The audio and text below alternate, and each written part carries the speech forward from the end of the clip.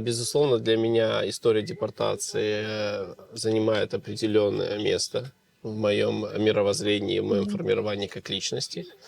Я помню, я делюсь этим, но я не строю на этом всю свою жизнь, потому что есть момент, когда какая-то ситуация переходит в культ. Я бы не хотел, чтобы это переросло в культ.